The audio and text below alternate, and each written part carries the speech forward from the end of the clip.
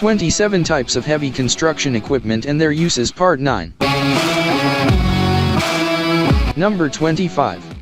Wheel excavators.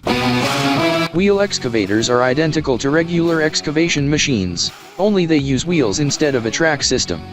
Wheel excavators have less traction on difficult terrain as a result of this disparity, but they are still powerful and sturdy machines. The ability to maneuver wheel excavators around the job site is one of the most significant advantages they have over tracked excavators. Number 26. Wheel loaders. You can transfer dirt and other materials with a front-loading bucket on a wheel loader.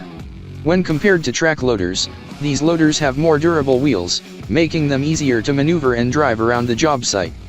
Different wheel loader attachments help this machine adapt to all of your project's needs, including stump grinders, snow blowers, asphalt cutters, cold planers, trenchers.